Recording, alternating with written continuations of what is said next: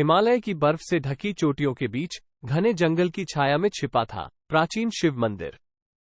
इस मंदिर के बारे में सदियों से किंवदंतियां प्रचलित थीं। कुछ गांव वालों का मानना था कि इस मंदिर में भगवान शिव स्वयं विराजमान हैं। उनकी पूजा करने से हर मनोकामना पूरी हो जाती है।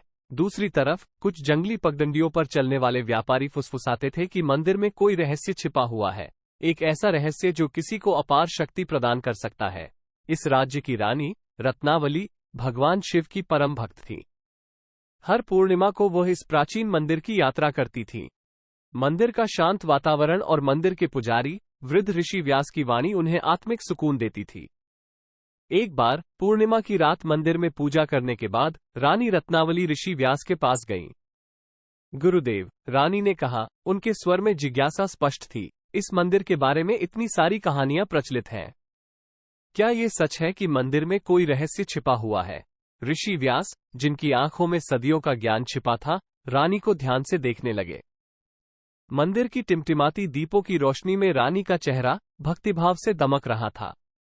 रानी रत्नावली, ऋषि व्यास ने धीमी आवाज में कहा, मंदिर में वाकई में एक रहस्य है, परंतु ये रहस्य बहुत पुराना है और इसे उजागर करना खतरनाक हो सकता है। रानी रत्नावली का जिज्ञासा भरा चेहरा देखकर ऋषि व्यास समझ गए कि रानी को मनाना आसान नहीं होगा। उन्होंने गहरी सांस ली और कहा, रानी, सदियों पहले राजा विक्रमादित्य इस राज्य के शासक थे। वे भी भगवान शिव के परम भक्त थे। एक भयंकर युद्ध में विजय प्राप्त करने के बाद राजा विक्रमादित्य ने भगवान शिव को धन्यवाद देने के लिए इस मंदिर का निर्माण करवाया।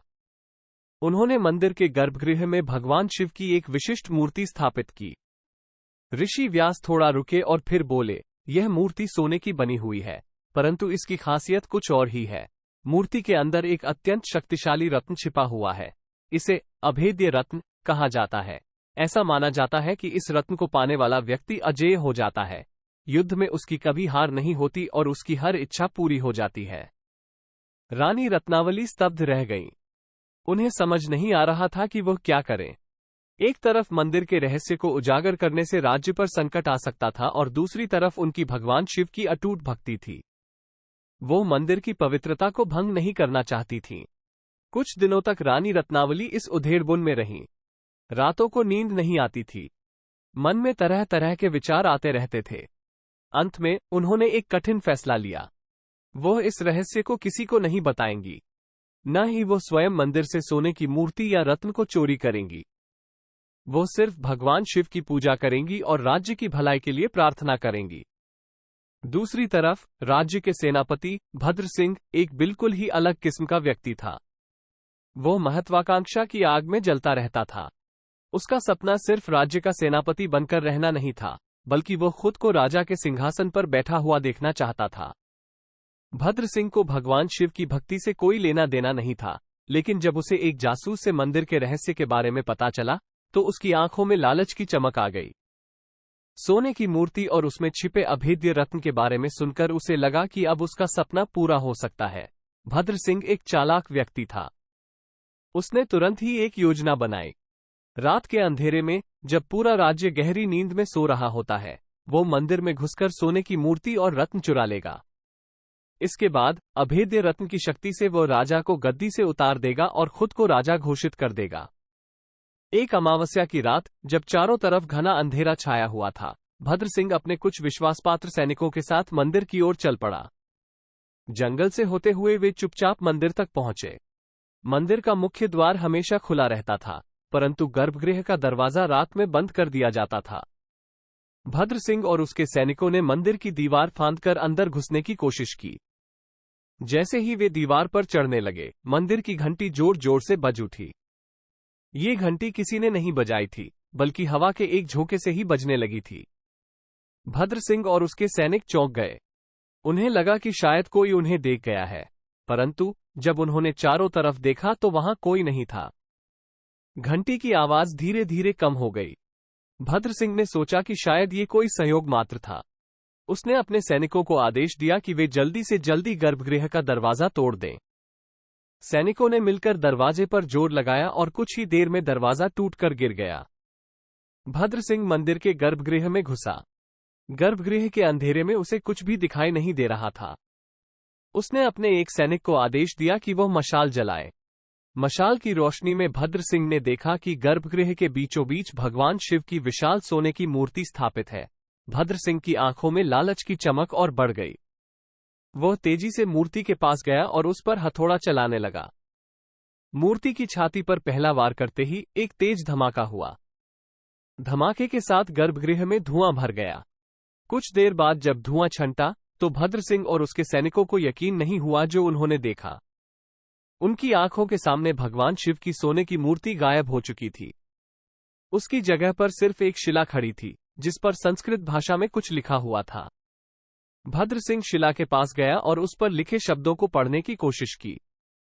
हालांकि वह संस्कृत भाषा नहीं जानता था, परंतु उसे इतना समझ आ गया कि शिला पर लिखा था, लालच का फल कभी अच्छा नहीं होता। जो कोई भी इस मंदिर की पवित्रता भंग करने की कोशिश करेगा उसे भयंकर दंड मिलेगा।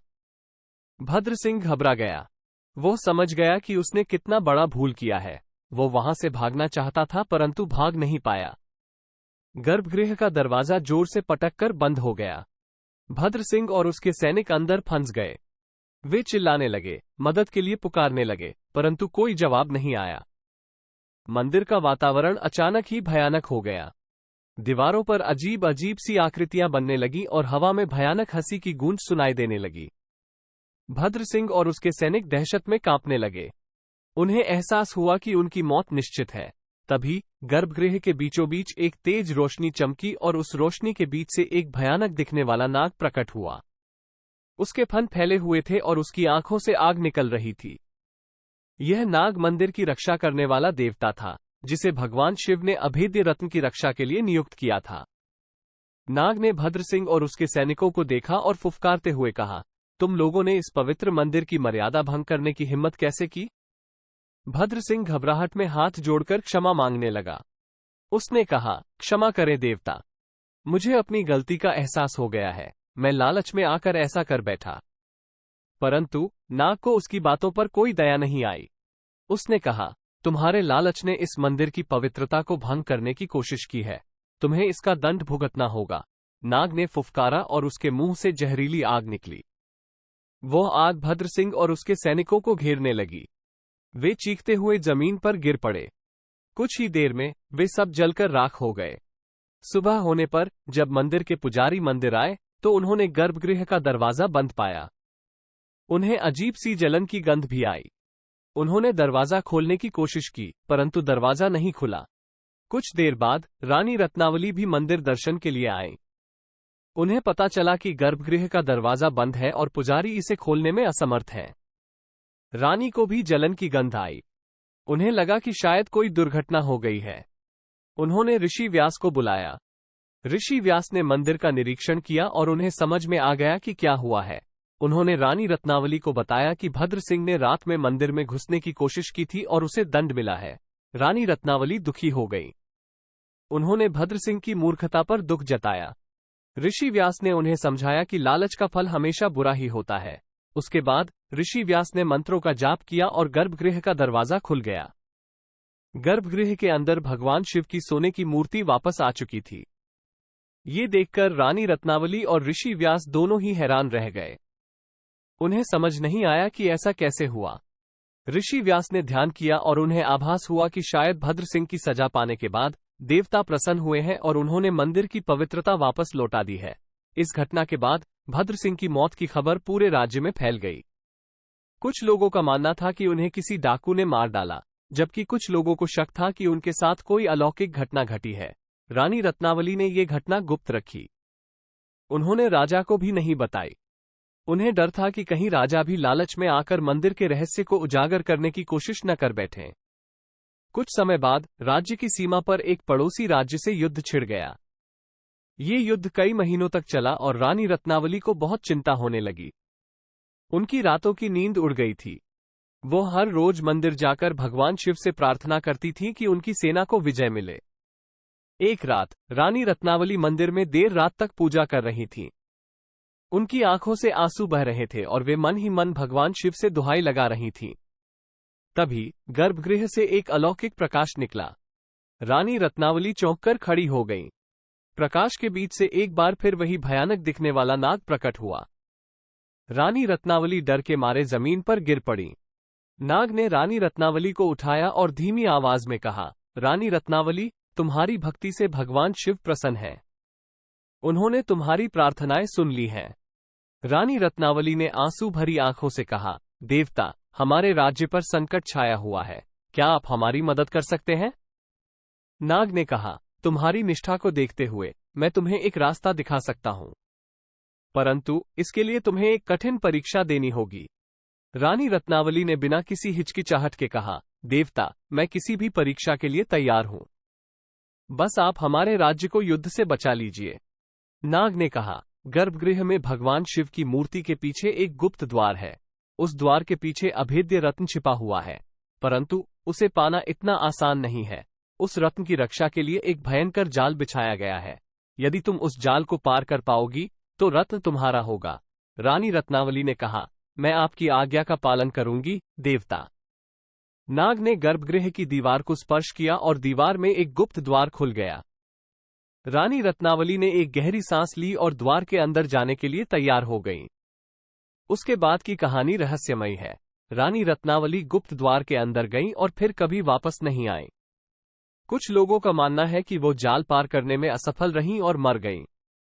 कुछ लोगों का कहना है कि वो जाल पार कर लेने में सफल रहीं और अभेद्य रत्न प्राप्त कर लिया। उसके बाद युद्ध में अचानक ही मोड़ आया। दुश्मन सेना को अज्ञात कारणों से भारी हार का सामना करना पड़ा और वे युद्ध हारकर भाग गए। राज्य में जश्न का माहौल छा गया, परंतु रानी रत्नावली का कहीं पता नहीं चला। ऋषि व्यास को अंत तक यही शक रहा कि रानी रत्नावली जाल पार करने में सफल रहीं या नहीं। उन्होंने कभी किसी को ये रहस्य नहीं बताया। इस तरह मंदिर का रहस्य बना रहा। भगवान शिव की मूर्ति, अभेद्य रत्न और रानी रत्नावली का भाग्य, ये सब चीजें आज भी एक रहस्य हैं, जो आने वाली पीढ़ियों को कौतूहल से भर देती हैं।